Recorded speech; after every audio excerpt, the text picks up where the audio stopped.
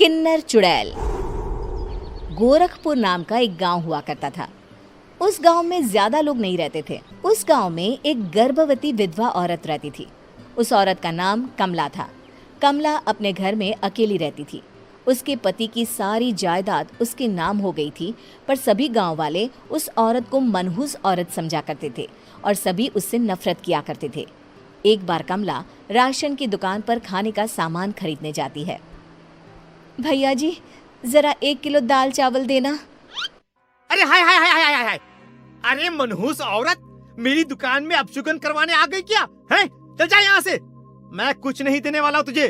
भाग भाग यहाँ से, चल जा, निकल। भैया जी, ऐसा मत कहिए। मैं गर्भवती हूँ, मुझे खाने की बहुत जरूरत है। मुझे खाना दे दीजिए। दुकानदार कमला को वहां से धक्के मारकर भगा देता है। तभी कमला रोते रोते उस गांव के किन्नरों के इलाके में आ जाती है।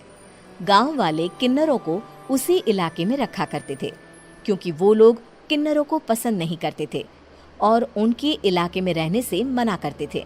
तो किन्नरों ने उसी गांव में अपना एक इलाका बना लिया था। जब किन्नर लोग देखते हैं कि एक गर्भवती महिला रोते रोते उनके इलाके में आ गई है, तो सारे किन्नर कमला के पास जाकर उसका हाल पूछने लगते हैं। क्या हुआ बहन, तुम्हारी गर्भवती अवस्था में इतनी बुरी हालत कैसे है? तुम रो क्यों रही हो? तुम डरो मत, हम तुम्हें कोई नुकसान नहीं पहुंचाएंगे। तुम शांत होकर सब बताओ कि हुआ क्या है। मैं कमला हूँ। मैं गांव के दूसरे इलाके से आई हूँ। 2 महीने पहले ही मेरे पति की मौत हुई है। मुझे गांव के लोग मनहूस मानते हैं, क्योंकि मैं विधवा हूँ और गर्भवती भी। वहाँ के लोग मुझे खाने के लिए कुछ बेचने के लिए भी तैयार नहीं, जिससे मेरा गुजारा नहीं हो रहा था। कोई बात नहीं कमला, हम तुम्हारा ख्याल रखेंगे। किन्नर लोग कमला को एक खाली घर में रहने के लिए जगह दे देते हैं और उसकी देखभाल भी करते हैं। कुछ ही महीने बाद कमला अपने बच्चे को जन्म देती है, पर अफसोस, कमला बच्चे को जन्म देते ही अपनी जान गंवा देती है। जब सब किन्नर बच्चे को देखते हैं तो बहुत खुश हो जाते हैं, क्योंकि वो बच्चा भी किन्नर ही था। कमला ने एक किन्नर बच्चे को जन्म दिया था। अब इस बच्चे की देखभाल कौन करेगा? हम तो इस बच्चे को गांव के दूसरे इलाके में भी नहीं भेज सकते। और तो क्या हुआ, इस बच्चे की माँ नहीं रही तो हम इसे पालेंगे। अब ये हमारे इलाके में रहेगा, हमारे साथ रहेगा। फिर वो किन्नर उस किन्नर बच्चे को गोद ले लेते हैं, उसका नामकरण कराते हैं। उस किन्नर बच्चे का नाम शक्ति रखा जाता है। देखते ही देखते शक्ति बड़ी होने लगती है। उसके रंग रूप बहुत सुंदर थे। वो बहुत सुंदर किन्नर दिखती है। एक दिन शक्ति एक किन्नर से पूछती है, माँ जी सुनिए ना, ये गांव के दूसरे इलाके में भी तो लोग रहते हैं, तो हम वहाँ क्यों नहीं जाते? हम उनसे अलग क्यों रहते हैं? शक्ति, क्योंकि वो लोग हमारे जैसे नहीं, वो लोग हमें पसंद नहीं करते, इसीलिए हम उनसे अलग रहते हैं। क्यों? वो हमें क्यों पसंद नहीं करते? मुझे एक बार उस इलाके में जाना है। मैं एक बार वहाँ जाकर घूम कर आऊँ। शक्ति, खबरदार, जो तू उस इलाके में कभी भी गई तो अपनी जान नहीं गंवाना चाहती तो उस इलाके में कभी कदम भी नहीं रखेगी, समझी? इतना कहकर वो किन्नर वहाँ से चली जाती है। शक्ति उस किन्नर की बात सुनकर बहुत रोती है। माँ जी, ऐसा कैसे कह सकती हैं? उन्होंने इतनी सी बात के लिए मुझे इतना डांटा। अब तो मैं उस इलाके में ज़रूर जाऊंगी। फिर एक दिन शक्ति गांव के दूसरे इलाके में चुपके से जाती है। ये लोग तो हमारे जैसे ही इंसान हैं, तो ये हमसे नफरत क्यों करते हैं? जब शक्ति उस इलाके में पहुंचती है तो गांव के सारे आदमी उसके रूप से मोहित हो जाते हैं। वो लोग ये अंदाज़ा नहीं लगा पाते कि वो किन्नर है। शक्ति की सुंदरता देखकर सारे गांव वाले उसकी तारीफ करने लगते हैं। तभी गांव का चक्कर लगाने गांव के जमींदार का बेटा हर्ष वहां पहुंचता है। हर्ष भी दिखने में बहुत सुंदर होता है। जब हर्ष ने शक्ति को देखा तो वो भी उससे मोहित हो गया, और जब शक्ति की नज़र हर्ष पर पड़ी तो वो हर्ष को देखकर मोहित हो गई। आपको पहले कभी इस गांव में देखा नहीं। इस गांव में आप नए हैं क्या? जी नहीं, वो मैं बस। तभी शक्ति बोलते बोलते रुक जाती है और मन में सोचने लगती है, अगर मैंने इनको बता दिया कि मैं दूसरे इलाके से आई हूँ तो वो समझ जाएंगे कि मैं किन्नर हूँ, इसलिए मुझे इनसे झूठ ही बोलना पड़ेगा। शक्ति हर्ष को कहती है, जी हाँ, मैं इस गांव में नई आई हूँ, यहाँ अकेली रहती हूँ। वैसे आप कौन है? आप भी इसी गांव में रहते हैं? जी हाँ, मैं इस गांव के जमींदार का बेटा हूँ। आपको किसी भी चीज की जरूरत पड़े तो आप मुझे बता देना, मुझे अच्छा लगेगा।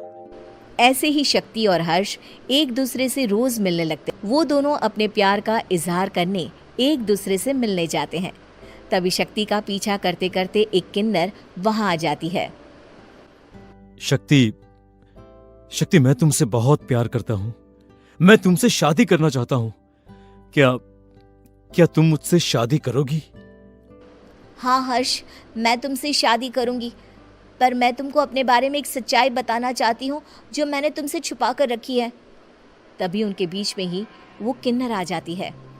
शक्ति, तेरी हिम्मत कैसे हुई ऐसा करने की? वो किन्नर शक्ति को खींचकर गांव के जमींदार के पास ले जाती है। हर्ष भी वहां शक्ति को बचाने के लिए पहुंच जाता है। जमींदार शक्ति और हर्ष के प्यार के बारे में सुनकर गुस्से में आ जाता है और शक्ति को गांव के बाहर निकालने की सजा देता है। शक्ति ये बात सहन नहीं कर पाती और कुएं में कूदकर अपनी जान दे देती है। जमींदार हर्ष की शादी गांव की एक लड़की से करवा देता है, पर हर्ष इस शादी से खुश नहीं होता। शक्ति अपना बदला लेने के लिए मरने के बाद किन्नर चुड़ैल बन जाती है। अब मैं इन गाँव वालों को नहीं छोड़ूंगी, अब इनसे मैं अपने प्यार का बदला लूंगी। किन्नर चुड़ैल गांव वालों को परेशान करना शुरू कर देती है। एक बार वो रात को गांव के खेतों में पहुंच जाती है और वहां आग लगा देती है। सारी फसल जल के राख हो जाती है। जब एक आदमी रात को उठकर देखता है कि खेत में आग लग गई है तो वो वहां पहुंच जाता है। वो देखता है कि खेतों के बीचों बीच एक किन्नर चुड़ैल खड़ी है और वहां खड़े होकर ताली बजा रही है। गांव वाला किन्नर चुड़ैल को देखकर बेहोश हो जाता है। जब सुबह उस आदमी को होश आता है तो वो सीधा जमींदार के पास जाता है। अरे जमींदार साहब, अरे वो किन्नर चुड़ैल ने मेरी सारी फसल जला दी। अब मैं क्या करूंगा? क्या होगा मेरा? जमींदार चुड़ैल किन्नर का नाम सुनते ही सब कुछ समझ जाता है। अब वो बहुत डर जाता है। उसी रात को जब जमींदार डर के मारे अपने कमरे में सो नहीं पाता, तभी वहां अचानक से किन्नर चुड़ैल आ जाती है। किन्नर चुड़ैल जोर जोर से जमींदार के आगे खड़ी होकर हंसने लगती है और ताली बजाने लगती है। जमींदार उस डरावनी किन्नर चुड़ैल को देखकर बहुत डर जाता है। तूने मेरे साथ बहुत बुरा किया, अब मैं तुझे जान से मार दूंगी। नहीं नहीं नहीं नहीं नहीं, मुझे माफ कर दो, मुझे मत मारो। मैं कभी ऐसा दोबारा नहीं करूंगा। अब तुम जो बोलोगी वही मैं करूंगा। ठीक है, मैं चाहती हूँ कि किन्नर इलाका गांव के इलाके से जुड़े और गांव का कोई भी आदमी किन्नर समाज से द्वेष ना करे, उससे नफरत ना करे, नहीं तो मैं सारे गांव को मार दूंगी। और तुम गांव में एक नया कानून बनाओ कि अगर किसी ने भी किन्नर समाज को हानि पहुंचाने की कोशिश भी करी या इनसे भेदभाव करने की भी कोशिश करी तो उनको कड़ी से कड़ी सजा मिलेगी। हाँ हाँ हाँ हाँ, मैं ऐसा ही करूंगा। तुम जो बोलोगी वो मैं करूंगा, पर मुझे जाने दो प्लीज। तब वो किन्नर चुड़ैल वहां से चली जाती है।